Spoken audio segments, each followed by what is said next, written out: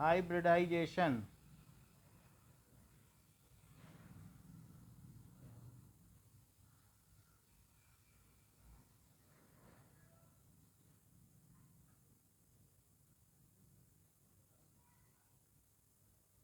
Involving d orbitals. हमने sp देख लिया है, sp2 देख लिया है, sp3 देख लिया है।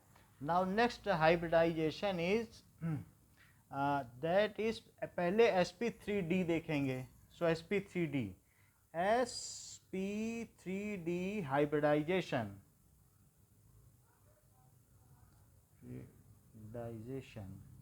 अच्छा इसका एग्जाम्पल क्या है? So 1s 3p orbitals and 1d orbitals when degenerate to form 5 new identical sets of orbitals which have symmetric orientation in space. If 1s एक s की हो या 1ns, सीधी सी बात है, और 3np and 1nd orbitals degenerate, यानी मान लो अगर ये 3s है 3p है तो 3d रहेगा। एग्जाम्पल है कि मान लीजिए एग्जाम्पल के तौर पर 3s 3p की 3 ले लो, 3d की 1 ले लो, ऐसा हो। सो degenerate टू फॉर्म 5 ऑर्बिटल्स, 5 ने बलिदान दिया तो 5 orbitals of identical shape and size, identical shape and size and symmetric orientation with respect to central nuclei। Central atom तो नहीं बोलेंगे क्योंकि ऑर्बिटल के साथ एटम कहलाएगा, तो हम क्या बोलेंगे? Central nuclei. Symmetric orientation, central atom का जो न्यूक्लियस है उसके चारों ओर, with respect to central atom nuclei। तो इसका एग्जाम्पल क्या है? दैट इज PCl5, तो PCl5 इसका एग्जाम्पल है न्यूक्लियाई। अब जरा देखो, PF5 भी है, PF5 PCl5, तो इन दोनों को देखें। नाउ नेक्स्ट इज, जैसा PCl5 है तो P के बारे में देखो। P में क्या होता है कि 10 का तो नियॉन बना दो, 10 से हमें लेना देना नहीं है, 5 का हिसाब मैं दे रहा हूँ, तो नियॉन है तो 2p6 तक जाएगा, फिर 3s2 और फिर 3p5 हो गए ना, 10 तो इसी में हो गया ना, और 5 ये। अच्छा 3d का 0 है क्या? बोलो, यहाँ तक समझ में आई बात? बता। अच्छा अब जैसे इनका हम ऑर्बिटल डायग्राम बना लें, तो ये हमने ऑर्बिटल डायग्राम बना लिया। अब जैसा एटम होता है उसके हिसाब से काम होता है। तो यहाँ 5 हमने गलत लिखा है, बता दिया करो कि 5 का नहीं, आपने सर बहुत का हिसाब दे दिया। सो 3p3 होगा ना, तो ग्रुप 15 है तो 3 तो भरी रहेंगी हाफ फील्ड, ये चीज़ हो गई। सो 3s2 3p3 और 3d0, ये इसकी ग्राउंड स्टेट हो गई। अब इसको 5 से करना है, 5f आने वाले हैं इसके पास, जैसे pf5 का हम बनाने वाले हैं, तो pf5 भी ले सकती हो, pcl5 भी ले सकती हो। तो क्या होगा बताओ अगली स्टेट? अभी तुमने ग्राउंड स्टेट बना दी, अगली स्टेट क्या होगी?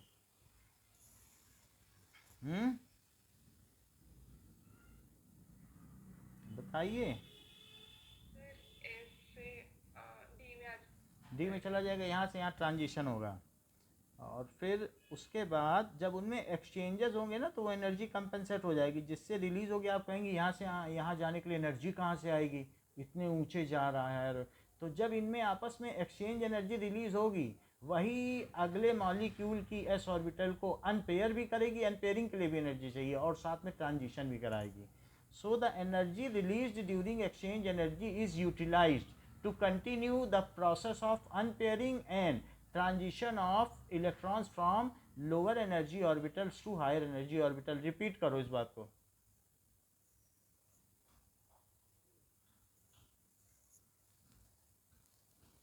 बताओ।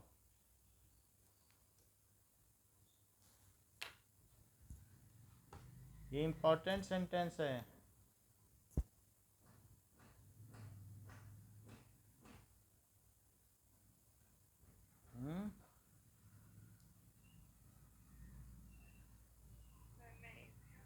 अच्छा मैं फिर से करवाता हूँ।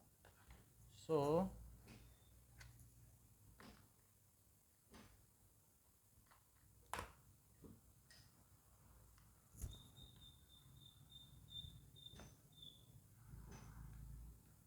एक मिनट।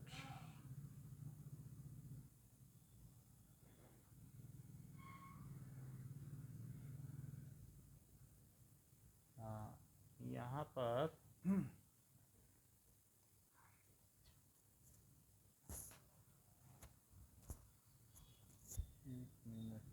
एक मिनट होल्ड करिए। Electron is excited, then these 5 orbitals are half filled. और इनमें क्या हो जाएगा? क्या इनमें हाइब्रिडाइजेशन हो जाएगा? और क्या ये एक जैसी 5 ऑर्बिटल बना लेंगे? बोलो बताओ, इतना बोलो, बात समझ में आई कि नहीं? सो यहाँ पर 5 जो ऑर्बिटल्स बन गई वो कौन सी हैं? तो क्या उनमें ये जो इलेक्ट्रॉन है क्या आपस में एक दूसरे के घर आया जाया नहीं करेंगे जैसे कॉलोनी में लोग आते जाते हैं? बताओ कि नहीं आएंगे? तुम किसी के घर अगल बगल नहीं आती जाती? तो अब ये जो 5 ऑर्बिटल्स बन गई, अगर आएंगे जाएंगे तो उनकी क्या एनर्जी नहीं खर्च होगी? बोलो। तो जो एनर्जी रिलीज होगी वो एनर्जी कहाँ यूटिलाइज होगी?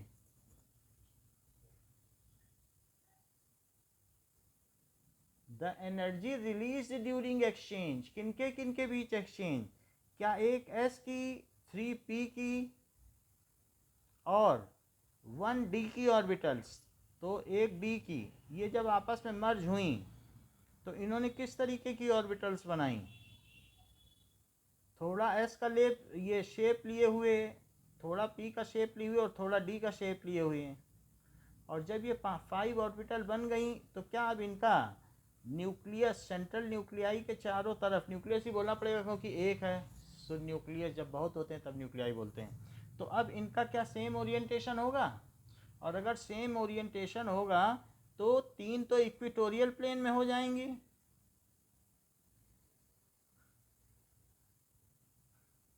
ये इक्वेटोरियल प्लेन में ऐसे बहुत सारा बना सकती हो। समझ में आई बात कि नहीं? और 2 कहाँ पे हो जाएंगी? सब एक जैसी हैं, बनाने को बना दिया गया है, बट ये सब दिखने में कैसी हैं? एक जैसी हैं। तो ये जो पांचों हैं, क्या इन सब पांचों में एक एक इलेक्ट्रॉन है? ये क्या इसका इक्वेटोरियल प्लेन है? इक्वेटोरियल प्लेन है कि नहीं? और फिर उसमें ऐसे ऐसे हो जाएगा।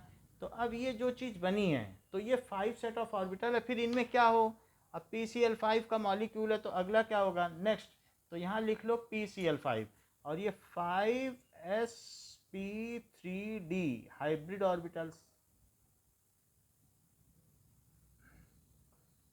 ये कैसी स्टेट है? क्या ये एक्साइटेड स्टेट है? और ये कैसी स्टेट है? क्या हाइब्रिड स्टेट? और अगली स्टेट क्या आएगी? क्या कंबाइंड स्टेट, जैसा कि बुक में बना हुआ है? तो ये जो बुक में बना हुआ है उसको हम बना देते हैं। उसमें किस तरीके से दिखा रहा है? 1 2 3 4 5 और डबल डबल बना दो। डबल डबल बनाने के बाद इसको कौन दे रहा है? क्या Cl देगा? ये इलेक्ट्रॉन, जो दूसरा वाला इलेक्ट्रॉन उस पर एरो दिखाना, ऐसा नहीं कि कहीं भी एरो दिखा देना। समझ में आई बात? तो ये चीज़ हो गई, बाकी को पढ़ी रहने दो, हमने ऐसा दिखा दिया है, इन सब का कोई काम नहीं। तो एक बार ज़रा ये सेंटेंस रिपीट कर दो कि इनमें जो एक एक इलेक्ट्रॉन है तो क्या हुआ? क्या वो आपस में एक दूसरी जगह जाएंगे, एक दूसरे के घर में? क्योंकि इनकी सबकी इक्विवेलेंट एनर्जी है। तो ये इधर आ गया, ये इधर चला गया, ये इधर आ गया, ऐसे ऐसे करते रहेंगे। तो क्या इस एक्सिलरेशन में जेम्स मैक्सवेल के हिसाब से एनर्जी रेडिएट होगी? जेम्स मैक्सवेल की इलेक्ट्रोमैग्नेटिक रेडिएशन थ्योरी क्या कहती है? When charge particle accelerate then the energy radiates, या एनर्जी रिलीज होगी.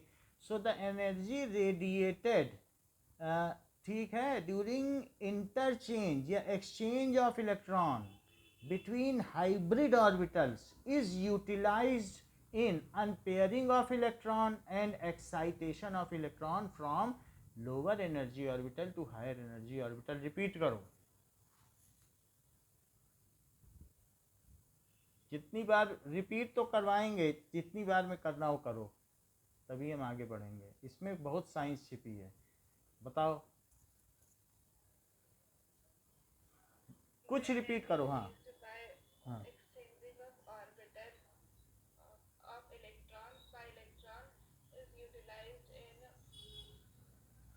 हाँ हाँ, यूटिलाइज इन अनपेयरिंग ऑफ इलेक्ट्रॉन. यहाँ भी एनर्जी लगती है. उनका जो है मैग्नेटिक मोमेंट जीरो, उसको तोड़ने में एनर्जी लगेगी. काउंटर स्पिन कर रहे हैं, बोलो. इट इज यूटिलाइज्ड इन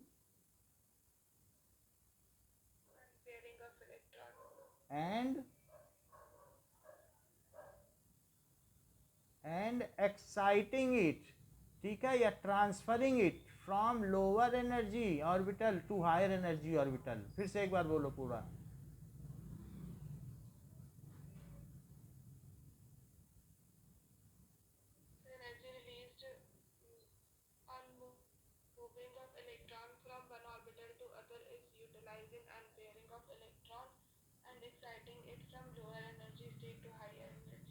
हाँ, तो energy release during moving of electron ना बोलना, energy release during inter exchange या exchange of electron mutually between various hybrid orbitals. Hybrid orbitals भी तो बोलना. समझ में आई बात कि नहीं? मतलब energy released during exchange of electron between various hybrid orbital. मैं लिखवा देता हूं कि एनर्जी released during exchange. अगर ये 5 हैं तो 5 में आपस में दो दो करके ये अगर एक्सचेंज करते हैं तो किस तरीके का एक्सचेंज होता है? 5 है कि नहीं? तो इसका मतलब है कि जो एक्सचेंज करेंगे तो 5 ऑर्बिटल में, तो इसमें 5c2 का एक्सचेंज हो जाएगा, यानी फैक्टोरियल 5 अपॉन फैक्टोरियल 5 माइनस 2. ये याद रखना, जितनी ऑर्बिटल के बीच एक्सचेंज होता है. फैक्टोरियल 5 क्या होता है? क्या 5 इंटू 4 इंटू 3 फैक्टोरियल, मतलब इस तरीके से है. और दैट इज, यहाँ पर एक और क्या चीज़ आ जाएगी, n, या यहाँ पर ऐसा होता है कि 5 हैं तो n माइनस 1 बाई 2, तो हाफ भी आएगा, बाई 2 भी होता है, क्योंकि वो आइडेंटिकल है इसमें गया, तो इंटू 2 भी लिखना पड़ेगा. हम ये फार्मूला होता है कभी भी, चाहे आपके किसी से कहीं पर जाने के लिए हो या एक्सचेंजेस के लिए हो, इस तरीके से फार्मूला. क्योंकि 1 से 2 में गया या 2 से 1 में गया तो क्या वो सेम माना जाएगा? उसे वन एक्सचेंज माना जाएगा, बोलो. तो ये फार्मूला होता है कि नहीं, कि कितने तरीके के एक्सचेंज हो सकते हैं. सो इट इज ऐसा होगा. तो अब ये 3 से 3 कटा तो 10 आ गया. 10 एक्सचेंज हुए कि नहीं? जो इसे न समझना चाहे तो n माइनस 1 बाई 2, तो 5 इंटू 4 कितना होता है? और बाई 2 तो कितने एक्सचेंज हो जाएंगे? 10.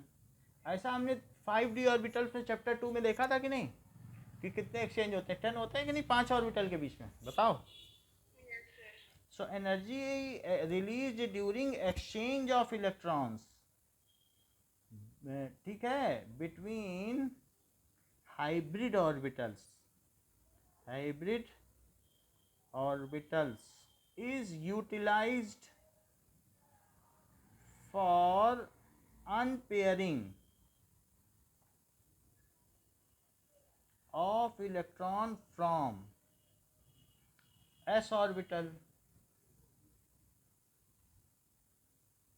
of next atom, जो उसके साथ वाला होता है, next atom, कोई neighborhood atom होगा, and transferring it या exciting it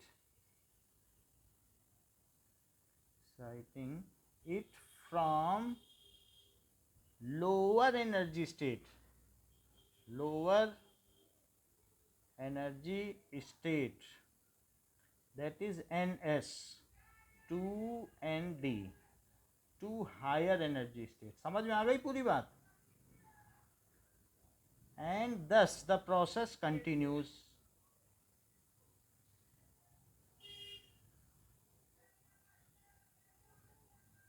ये बात हो गई। तो इस तरीके से ये प्रक्रिया जारी रहती है। अब जबकि आपने ये बात जान ली है तो ज़्यादा बताने की ज़रूरत नहीं है। अगर इस तरीके से हमारे पास यहाँ पर 3 ऑर्बिटल आ गई, तो ये 3 ऑर्बिटल आ गई, तो 3 ऑर्बिटल आने के बाद एक ऊपर भी होगी और एक नीचे भी होगी। और अगर नीचे भी होगी यहीं पे तो P है, तो P की एक ऑर्बिटल ऐसे बना दो और एक ऑर्बिटल ऐसे बना दो। डी टाइप होंगी लेकिन हम ज़्यादा बनाना नहीं चाहते हैं। मतलब ये सब भी होगी बट ये कितना बनाओगे, सब बीच में काला काला हो जाएगा, वो दिखेगा ही नहीं आपको। अच्छा, एक ऊपर बना दो नॉर्थ पोल वाली और एक नीचे बना लो, बाकी भी बना सकती हो। तो ये एक तरीके का पेंटागोनल बाई पिरामिडल स्ट्रक्चर हो गया, जहाँ पर इसमें क्या किया जा सकता है कि पेंटागोनल बाई पिरामिडल हो गया, प्लस माइनस लगा सकती हो। मैं देख लेता हूँ कि बुक में लगाया गया है कि सिंपली ऐसे छोड़ दिया गया है, ऐसे आप लोगों पे छोड़ दिया गया है।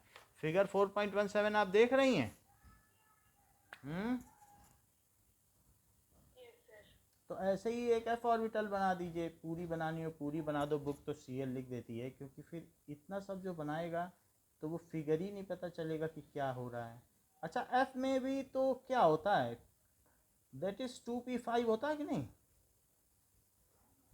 तो यहाँ तो बन नहीं सकता, बाकी तो ऐसे होगा। और यहाँ पर ये बनाने के लिए आप बना दें। समझ में आ गई बात?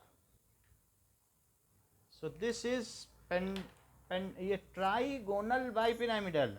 तो इसको इससे मिलाओ, इसको इससे मिलाओ और इसको इससे मिलाओ, एक पिरामिड बन गया ऊपर, ठीक है। और एक ऐसे नीचे मिला दो तो नीचे भी पिरामिड बन जाएगा, ये बन गया। तो इस तरीके से trigonal bi pyramidal, trigonal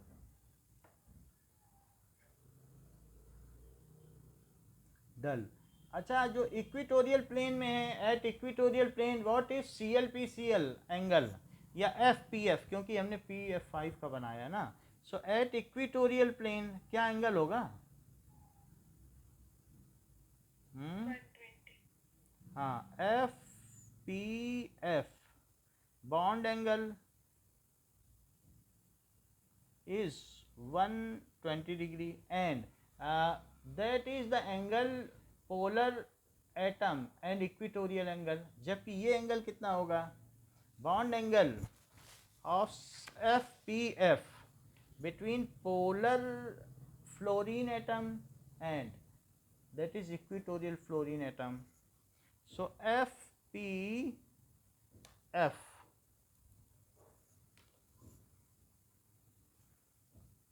bond angle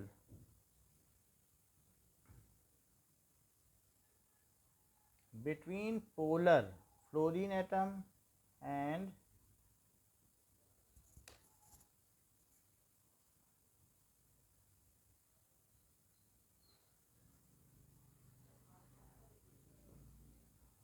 कितना होगा?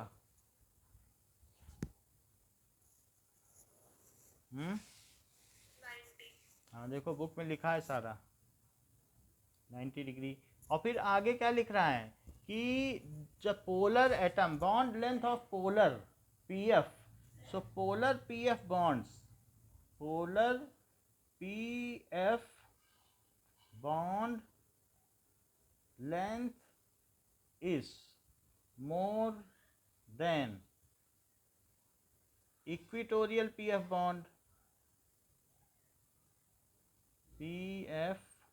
bond, due to additional repulsion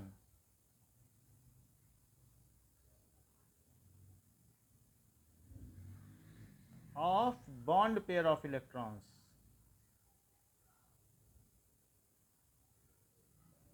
eight equatorial plane.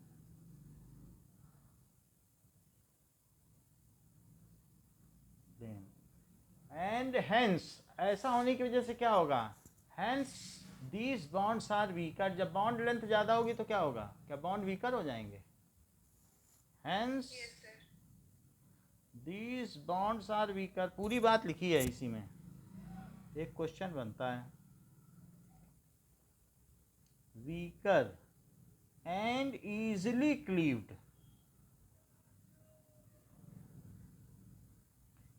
यानी जो PF5 है, सिंपली इसको हीट करने की ज़रूरत नहीं है, PCl PF3 में बदल जाएगा। और किस में बदल जाएगा, और F2 to form more stable PF3 molecule which has planar structure. तो ये किस तरीके का बना देगा, PF3 मॉलिक्यूल में बदल जाएगा विद, अब उसमें PF3 भी होगा तो प्लेनर स्ट्रक्चर नहीं होगा। And its hybridization, with hybridization, देखो कितना कमाल हो गया, ठीक है। चेंज इनटू, बताओ किस में चेंज होगा, इनामी सवाल है, बता लोगी तो देखें। पढ़ाया तो है VSEPR थ्योरी, बता पाओगे कि नहीं, बताओ।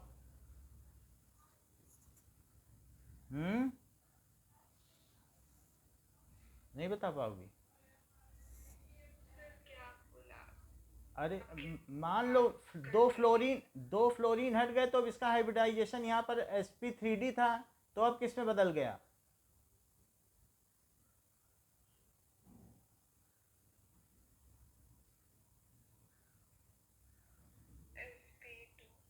अब वो तो आप जाने, हमको तो इतना पता नहीं है। इतना हमें मालूम होता तो फिर हम बता देते आपको। मैं तो इलेक्ट्रॉनों से निकाला करता हूँ, आपका कैलकुलेशन मुझे मालूम नहीं है ना, नहीं तो मैं बता देता।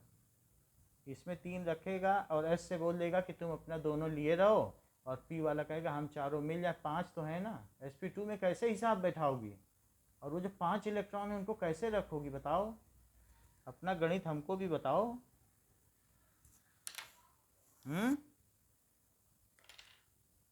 बताओ किस फार्मूले से निकालती हो, sp2 होगा क्या,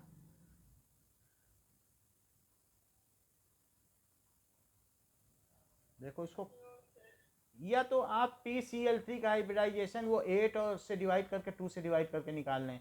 कई तरीके हैं, ऐसा नहीं है कि VSEPR थ्योरी खुद ही हाइब्रिडाइजेशन बता देती है। तो 5 इलेक्ट्रॉन है तो 5 इलेक्ट्रॉन है, तो उसका मतलब क्या है, 5 वैलेंस इलेक्ट्रॉन से कैसे पता करोगी, is equals to 1 lone pair electron और प्लस 3 बॉन्डेड पेयर नहीं है। 3 बॉन्डेड तो हुए कि उसमें डाउट है, बताओ, 3 बॉन्ड तो बना रहा है ना PCl के, तो 4 नहीं हो गए क्या भाई, वैलेंस सेल में जितना हो तो वैलेंस बॉन्ड थ्योरी, उसी को तो वैलेंस बॉन्ड थ्योरी भी कह सकती हो। तो क्या 4 वैलेंस बॉन्ड नहीं हो गए? सबसे पहले हमने एक तरीका बताया था 8 से भी पहले कि कितने वैलेंस बॉन्ड हैं, तो कितने वैलेंस बॉन्ड हो गए, तो इससे क्या पता चलता है,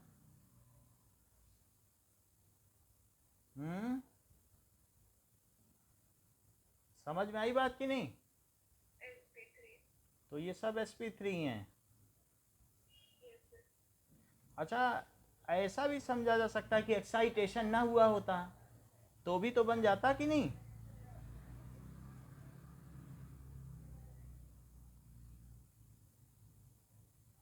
थ्री पी 3d की जरूरत भी ना पड़ती, 2 इसमें रहते 3 इसमें रहते, और आपस में हाइब्रिडाइजेशन कर लेते कि 3 मेहमान आने वाले हैं, तुम अपना कमरा मत खाली करो, और ये ग्राउंड स्टेट है और ये हाइब्रिड स्टेट, इससे ज़्यादा सरल कुछ है? ऐसा तो NH3 में भी हुआ था, याद आ रहा है कि नहीं आ रहा है?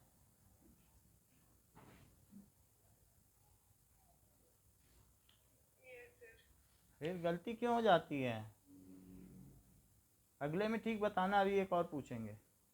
अब देखो 4sp sp3 हाइब्रिड ऑर्बिटल, और इसका स्ट्रक्चर कैसा होगा और शेप कैसा होगा?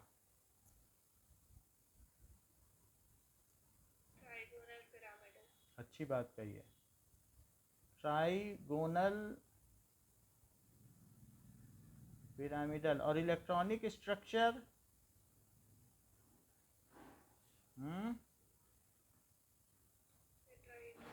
ठीक है। बॉन्ड एंगल भी डिस्टॉर्टेड होगा, 109 तो नहीं होगा रिपल्सन होने की वजह से। अब वो चाहे 107 हो या कुछ ना कुछ कम होगा।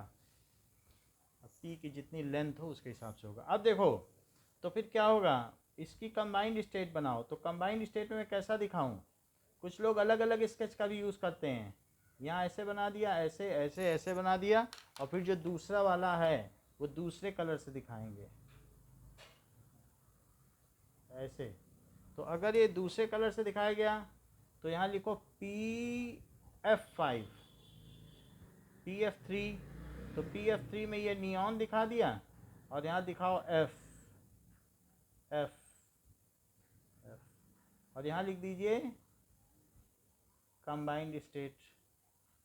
पूरी बात समझ में आ गई कि कैसे ये स्विच ओवर करता है एक स्टेट से दूसरे में। ओके, चलो अगला देखें। सो अभी हमने sp3 हाइब्रिडाइजेशन देख लिया। You can say that please justify how it is sp3। तो sp3 में टोटल वैलेंस इलेक्ट्रॉन बताओ।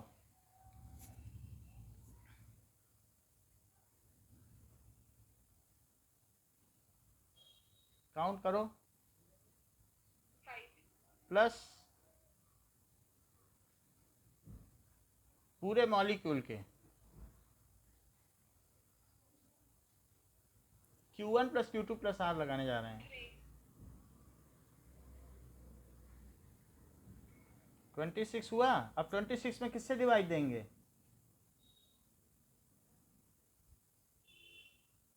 टू आया, 2 से करोगी?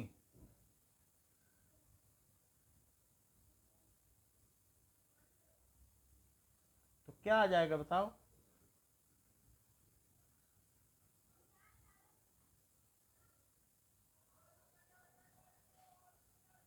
4 आ गया। तो हाइब्रिडाइजेशन क्या हुआ?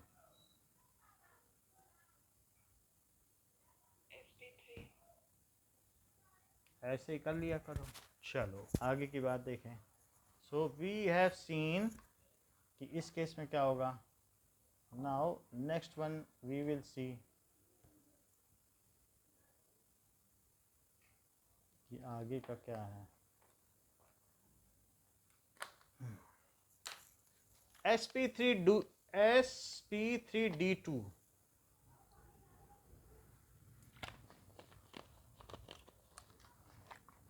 नाउ sp3d2 देखें।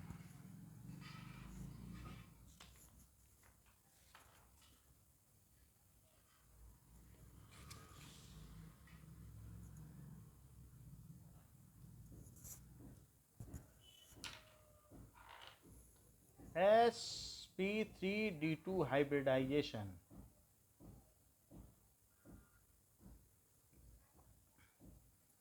ठीक है, merging of 1s3pn 2d orbitals. इसको क्या कहेंगे कि मर्जिंग ऑफ 1ns3np और 2nd ऑर्बिटल्स, ठीक है, give rise to sp3d2 hybridization in result of which 6 new sets of hybrid orbitals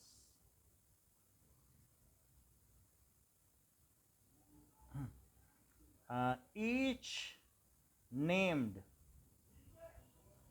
sp3d2 is formed, उसमें एस करेक्टर कितना होगा बताइए।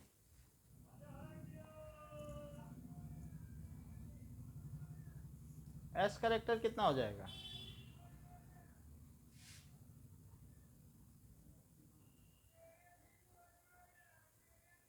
बताया करो तो बात बने। अच्छा बताया है। अच्छा अब देखो, ठीक है, मेरा कहने का मतलब है जो पिछली वाली थी उसमें आपने ध्यान दिया था 3s3p3d था, और यहाँ भी मैंने 333 लिखा था, ये सेम रहते हैं। और अगर मान लीजिए 3d और 4s4p होता तो क्या dsp2 हो जाता, जैसा कि आपके चार्ट में दिया है। चार्ट देखो, चार्ट में dsp2 भी दिया है कि नहीं?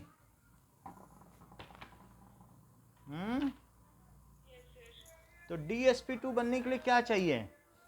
dsp2 में 4d मतलब 4do और उसके बाद s उससे कम हो, तो वो अभी हम आगे बताएंगे निकल टेट्रा क्लोराइड या निकल टेट्रा प्लेटिलेट का। अभी हम सिंपल देख रहे हैं। तो sp3d देख लिया है, जिसमें सभी सेम नंबर के होते हैं, जिनके n सेम हो तो उसमें ऐसा होता है, ये ध्यान रखना n सेम है, ये चीज़ हम बार बार फोकस कर रहे हैं, n सेम। अब देखो यहाँ पर भी यही चीज़ होगा, ये चीज़ फिर से मैंने लिखी ना, n सेम है तो n, इसमें भी सब में n सेम होते हैं, sp3d3 में भी n सेम होंगे, तो यहाँ पर भी n सेम लिख लो, n सेम। चलो इसका एग्जांपल क्या है? SF6 सल्फर हेक्साफ्लोराइड, ठीक है, सल्फर हेक्साफ्लोराइड, ये चीज़ है। नाउ अब देखें कि सल्फर का 16 होता है। अगर मैं नियॉन में, जहाँ गलती करूँगा बताइएगा, नियॉन में 10 छोड़ दें, फिर इसके बाद 3s2 और 3p4, तो बोलो 16 का हिसाब हो गया। अच्छा, इसमें चूंकि हमें डी की भी ज़रूरत पड़ेगी तो 3d की एम्प्टी ऑर्बिटल्स ले ली जाएं। अब अगला हमारा स्टेप क्या होगा? ये हमने इसकी ग्राउंड स्टेट बना दी है,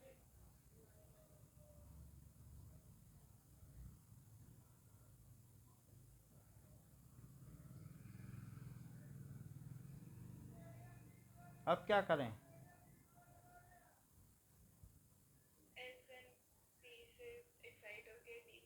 अच्छा बताया आपने, एस ऑफ पी से ऐसा करना भी ज़रूरी, क्योंकि 6 मेहमान इसके आने वाले हैं, तो फिर उसे 6 कमरे खाली करने पड़ेंगे, एक जैसे रखने पड़ेंगे। एक इसका मेंबर रहेगा, एक मेहमान रहेगा, ऐसा।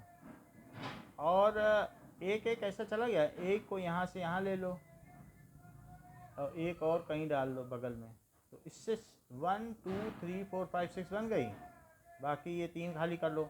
अब इसके बाद क्या होगा कि इसकी जो ये एक्साइटेड स्टेट हो गई, और एक्साइटेड स्टेट में ये जो इसके 6 इलेक्ट्रॉन्स हैं ये आपस में अब हाइब्रिडाइजेशन करेंगे। तो अभी तो खैर ये एक्साइटेड स्टेट है, नियॉन एक्साइटेड स्टेट, और अब ये जब 6 कंबाइन हो गए तो 1 2 3 4 5 6, बाकी को अलग कर लो, 3 ऑर्बिटल्स अलग कर लो। तो यहाँ पर देखा जाए तो ये 3s1 हो गया है, और ये 3p3 हो गया है, और 3d2 हो गया है, और अभी ये किस तरीके से हो गया है, ये 5sp3d2। अब इसमें ऊपर नहीं लगा सकते कि कितने इलेक्ट्रॉन हैं एक्चुअली, इसलिए इसमें लगाया नहीं जाता है कुछ भी, क्योंकि पहले से ही इसके जो सफिक्स में ये सब लगा हुआ, तो आप क्या लगाओगे। तो ये चीज़ हो गई। तो और ये 3d की ऑर्बिटल है अनहाइब्रिडाइज्ड ऑर्बिटल, और ये हाइब्रिड ऑर्बिटल है, हाइब्रिड ऑर्बिटल। सो ये हाइब्रिड स्टेट हो गई। बाकी तो आप नियॉन दिखाते रहिए, और एक और स्टेट दिखानी पड़ेगी जो SF6 की होगी, क्या वो कंबाइंड स्टेट होगी? तो अब इसमें 5 अलग से दिखा दो, और जैसा बुक में दिखाया गया है कि जो दूसरे हों वो चाहे तो दूसरे कलर से दिखा सकते हो, और नहीं तो उस पर एरो लगाना कि इसमें एफ़ आया। एफ़ इसलिए ज़्यादा आ सकता है ना, क्लोरीन बड़ा होता है, तो क्लोरीन SCl6 नहीं बनता, SCl2 बनता है, क्योंकि 1 2 3 4 5 6 6 होंगे। स्टेरिक हिंड्रेंस भी तो होता है, 6 Cl कैसे आ जाएंगे बताओ, छोटे से एफ के चारों आ जाएंगे क्या? साइज भी तो मैटर करता है ना, घेरना पड़ेगा, इन कांटेक्ट रहना पड़ेगा, तो SF6 बन गया। सो कोई पूछे कि SCl6 बन पाएगा तो कह दो नहीं बन पाएगा। फिर कोई पूछे PF5 ज़्यादा स्टेबल है कि PCl5, तो क्या बताओगे?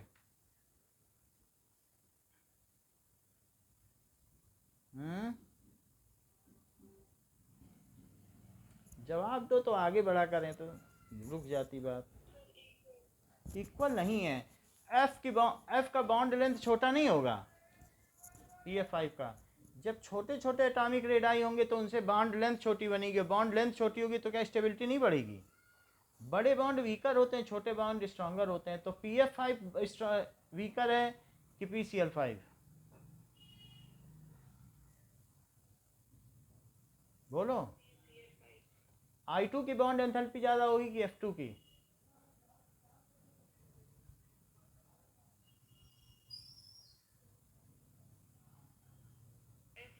F2। अब F2 आ गई। अभी F2 ये है, इसकी बॉन्ड एंथैल्पी ज़्यादा होगी कि अब ये है I2? किसकी बॉन्ड एंथैल्पी ज़्यादा होगी? इसकी इतनी बड़ी बॉन्ड लेंथ है, इसकी इतनी छोटी। I2 तो हवा में ऐसे ही उड़ने लगता है, वेपराइज होकर सब्लिमेट हो जाता है। किसकी बॉन्ड एंथैल्पी? हमने बताया नहीं था रेसिप्रोकल होगी, बॉन्ड लेंथ बड़ी तो बॉन्ड बॉन्ड एंथैल्पी कम, ऐसा नहीं बताया आपको? एक लाइन बोलो। तो किसकी बॉन्ड एंथैल्पी ज़्यादा होगी, F2 की कि H2 की? अरे भाई मैं पूछ रहा हूँ F2 की ज़्यादा होगी कि H2 की? अब I2 कहाँ से आ गया? F F2 की ज़्यादा होगी और I2 की कम होगी, ये H2 की कम होगी। H2 और F2 में किसकी बॉन्ड एंथैल्पी ज़्यादा है? किस? H2, क्योंकि उसे तोड़ने में मेहनत लगेगी। उसका 37 पिकोमीटर जो है रेडियस है, कोवेलेंट रेडियस ऑफ 74 उसका बॉन्ड लेंथ है। तो इस तरीके से 74 तो सबसे छोटी बॉन्ड लेंथ हुई ना, H2 का बॉन्ड लेंथ सबसे छोटा होता है कि नहीं? तो समझ में आ गई बात आपको? अब SF6 का देखिए। सो ये F2 है, ये I2 है, तो ये ज़्यादा स्ट्रॉन्गर है। इसी तरह से PCl5 में भी कोई पूछे तो बता देना। अब यहाँ पर जब 6 होंगे तो 6 किस तरीके से बनेंगे?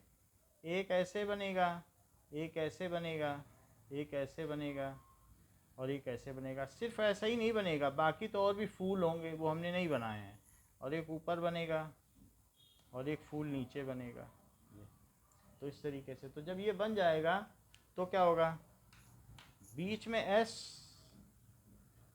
और इन सब में F को चाहे ऐसे दिखाओ चाहे जैसे दिखाओ, क्योंकि F में तो p ऑर्बिटल ही ओवरलैप करती है। तो ये जो ओवरलैप है ये कौन से तरह की बॉन्डिंग है और उस बॉन्डिंग का नाम क्या है? ये बॉन्डिंग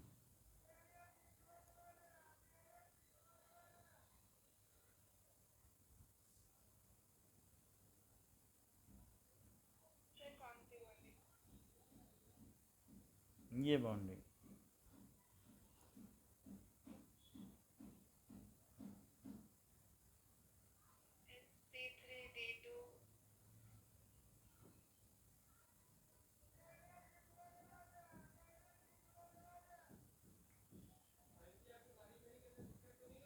हाँ हाँ बोलो बोलो, रुक जाती हो। रुकना नहीं है। हाँ अब सही बताया, p सिग्मा वन, क्योंकि दूसरा p है ना। f ऑर्बिटल में एक p ऑर्बिटल में सिंगल इलेक्ट्रॉन होता है कि नहीं? तो सारे इसमें ऐसे ही हैं। अच्छा, अब अगर हम इसे देखें तो इसका इस शेप कैसा लग रहा है आपको? मान लीजिए कि आपसे पूछे कोई कि शेप कैसा है, तो इसको इससे मिला दो, फिर इसको भी इससे मिला दो, फिर इसको भी इससे मिला दो और इसको भी इससे, कैसा लग रहा है? ये तो ऊपर का बताया, इससे इसको, इससे इसको, इसको, ऐसा बुक में बना हुआ है ना। तो शेप कह लो, चाहे इसका इलेक्ट्रॉनिक स्ट्रक्चर के नाम पे इसके पास कुछ नहीं है, तो शेप ही बोलना ठीक है। शेप है जैसा आपने कहा स्क्वायर, बाई पिरामिडल, कुछ लोग इसे ऑक्टाहेड्रल भी कहते हैं, बाई पिरामिडल और ऑक्टाहेड्रल, ऐसा हो गया। अब अगर आप देखें तो एस के पास, एस एटम के कितने वैलेंस इलेक्ट्रॉन है बताओ? So after making 6 bonds, कितने लोन पेयर इलेक्ट्रॉन बच जाएंगे?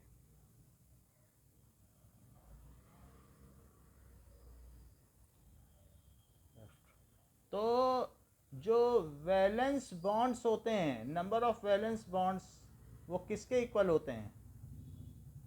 Is equals to number of bonded pair, और दूसरा क्या होता है? Number of lone pair. तो बॉन्डेड पेयर कितने हो गए?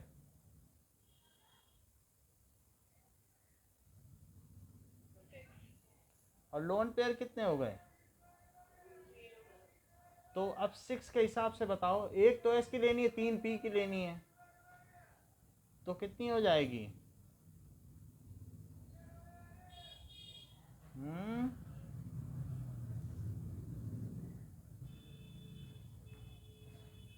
4, हाँ D2, समझ में आ गई बात?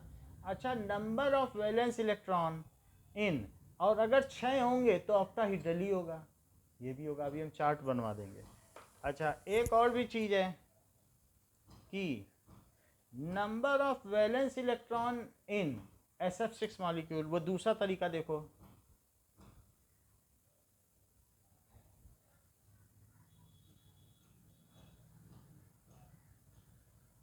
बताओ।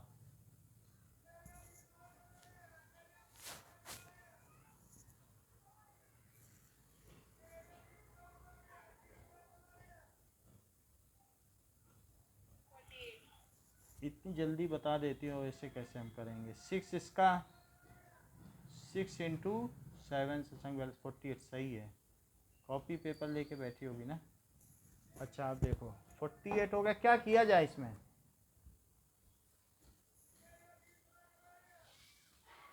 बताओ। 8 से डिवाइड करें। चलो, अब तो इसमें कुछ बचा नहीं, तो यही Q1 रहा, यही Q2 रहा, और R भी 0 रहा। सो Q1 + Q2 + R is equal to 6 + 0 + 0, it is 6। तो hybridization is sp3d2। Is it okay? अगर बहुत सिंपल सा स्ट्रक्चर बनाना हो, बोलो आपने तो कैसा बना दिया, बुक में तो इतना अच्छा बना है, तो आप अच्छा भी बना सकती हो। यहाँ एस दिखाओ, फिर यहाँ ऊपर और नीचे, ऐसे भी बना सकती हो। हमने पूरा ऑर्बिटल डायग्राम दिखा दिया, ऐसा इसलिए है, आप चाहें तो इसे ऐसे कर सकते हैं।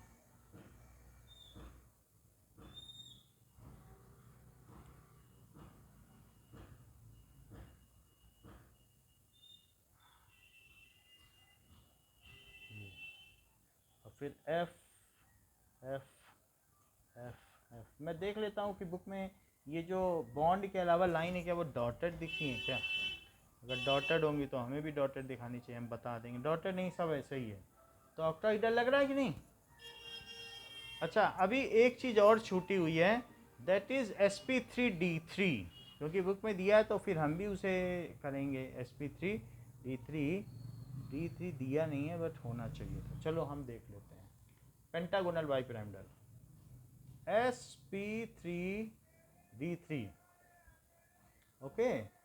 हाइब्रिडाइजेशन, किस में होता होगा?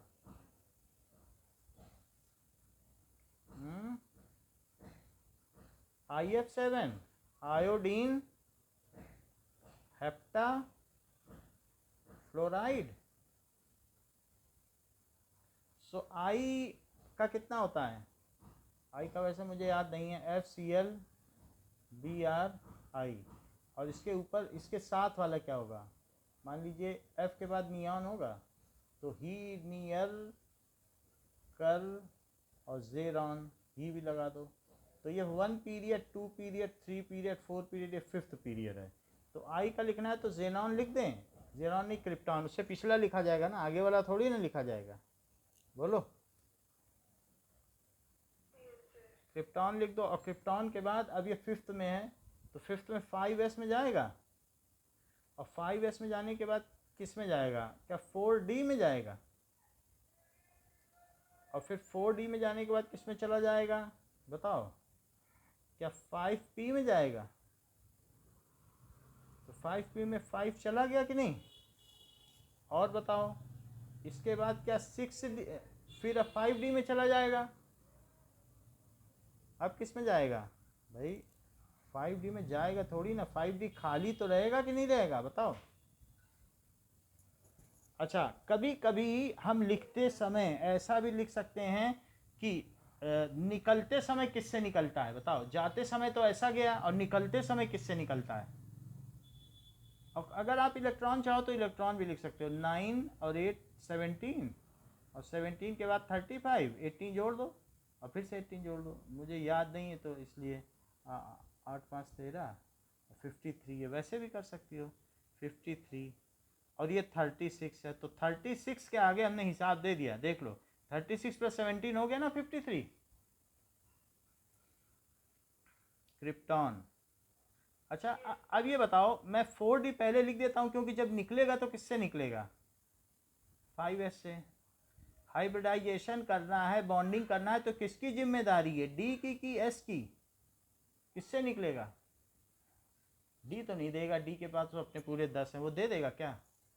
ऐसे बोलेगा जाओ करो। ये हमने पहले ही बता दिया था कि electron इंटर्स into last electron इंटर्स into D orbital but while coming out और while chemical bonding electrons comes out from s orbital। बताओ है?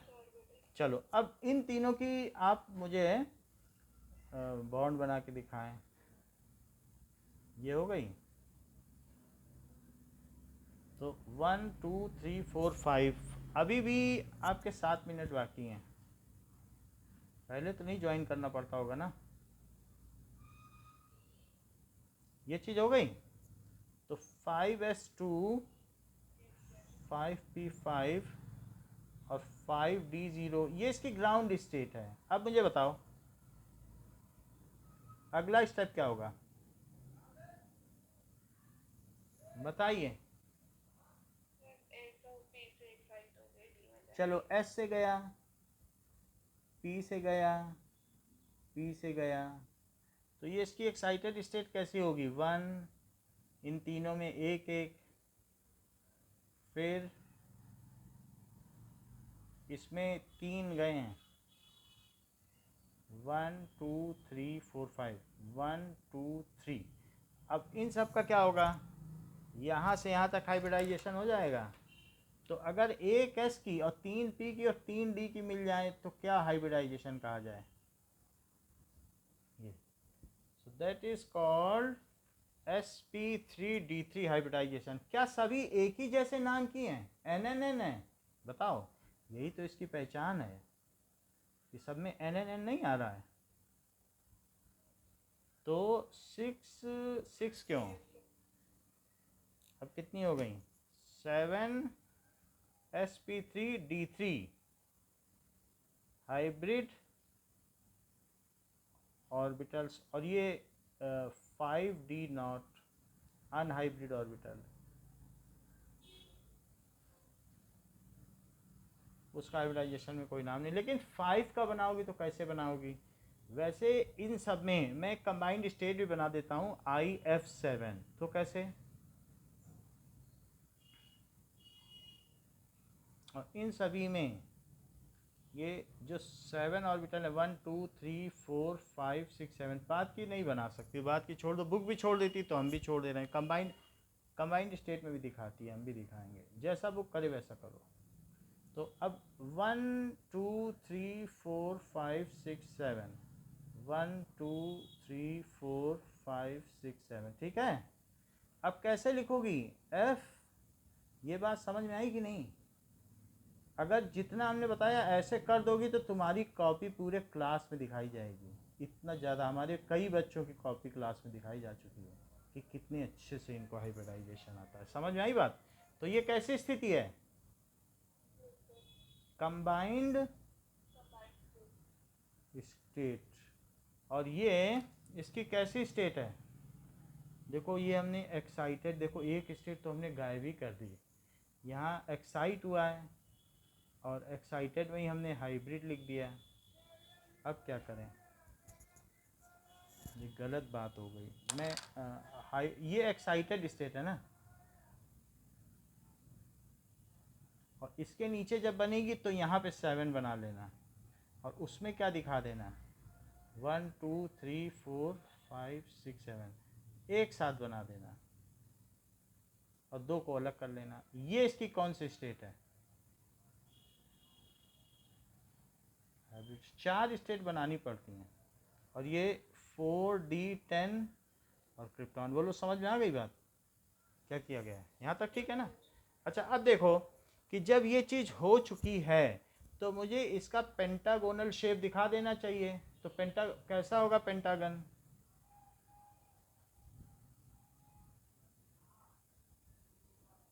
तो यहाँ पर एक ऑर्बिटल यहाँ से निकलेगी और एक ऑर्बिटल इसी में नीचे यहाँ से निकाल लो। और फिर अब निकालने को तो आई ये है एफ एफ, ठीक है, जस्ट 1 मिनट में छोड़ देंगे आपको। एफ एफ एफ एफ और एफ, तो ये इसका कैसा शेप हो गया? बोलो। पेंटा बाई पिरामिडल। कल से पहले करेंगे, आज थोड़ा डाउनलोड नहीं हो पाया था। इतनी बात समझ में आ गई ना? अब हम DSP2, कौन कौन सी बच्ची हैं? क्या DSP2 बची है, DSP3 बची है और D2SP3 बची है? बताओ। तो ये हाइब्रिडाइजेशन आर लेफ्ट, तो उसको हम देखेंगे। लेकिन यहाँ जान लो FIF एंगल कितना है, फटाफट बताओ।